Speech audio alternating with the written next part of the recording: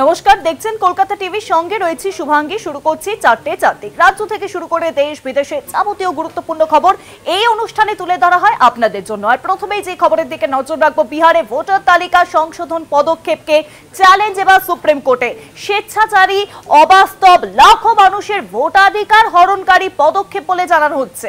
অন্তত 3 কোটি ভোটারের নাম বাদ পড়ার আশঙ্কা মামলাকারীর। বিহারে ভোটার তালিকা সংশোধন মামলায় অভিমত মামলাকারীর। আমরা বিহারে দেখেছি যে বার্থ সার্টিফিকেট দিতে হবে, এই আবেদন বারংবার করা হয়েছে।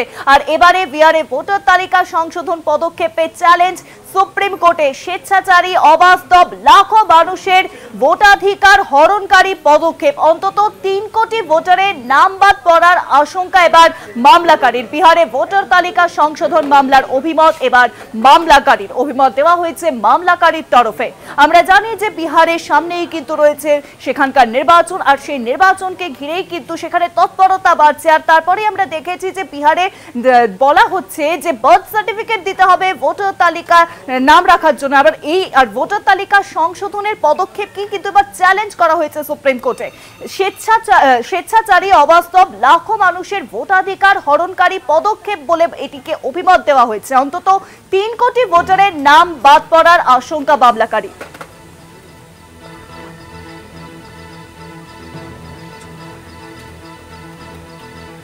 আর বিষয়ে আরো জানাবেন নিউজরুমে এখন সঙ্গে রয়েছেন আমাদের প্রতিনিধি পীযূষ নাথরা। পীযূষ দা, দেখো, বিহারের ভোটের আগে যে তালিকা সংশোধনের যে বিজ্ঞপ্তি জারি হয়েছে, সেই বিজ্ঞপ্তিতে 11টি নথি নিয়ে কিন্তু প্রশ্ন উঠেছে। সংশোধনী তালিকার ক্ষেত্রে যে 11টি নথির বিষয় উল্লেখ করা হয়েছে নির্বাচন কমিশনের পক্ষ থেকে, সেই নথিগুলি নিয়েই চ্যালেঞ্জ করেই কিন্তু মামলা সুপ্রিম কোর্টে। মূলত যে নথিগুলি 11টি নথি চাওয়া হয়েছে সেগুলি সম্পূর্ণভাবে অবাস্তব, এবং সেক্ষেত্রে কিছু কিছু জায়গায় বলা হয়েছে যে মানগেরার 100 দিনের যে কাজ, সেই কাজের কার্ড থাকতে হবে, এই ধরনের বেশ কিছু পাসপোর্ট থাকতে হবে, এই ধরনের বেশ কিছু নথির ভিত্তিতে ভোটার তালিকা সংশোধন করা হবে। মূলত বিহারের যারা প্রান্তিক এবং গরিব মানুষ, তাদের ক্ষেত্রে সরকারের দেওয়া আধার কার্ড বা রেশন কার্ডটাই হচ্ছে মূল নাগরিকত্বের প্রমাণ। কিন্তু এক্ষেত্রে সংশোধনী তালিকায় যে ধরনের নথি চাওয়া হয়েছে তা কিন্তু পরিষ্কার, যেটা বোঝা যাচ্ছে যে 2003 সালের যে ভোটার তালিকা, সেক্ষেত্রে তাদের যে সমস্ত নথি দিতে বলা হয়েছে, সেক্ষেত্রে বহু মানুষের নাম বাদ পড়ার আশঙ্কা করছেন তারা।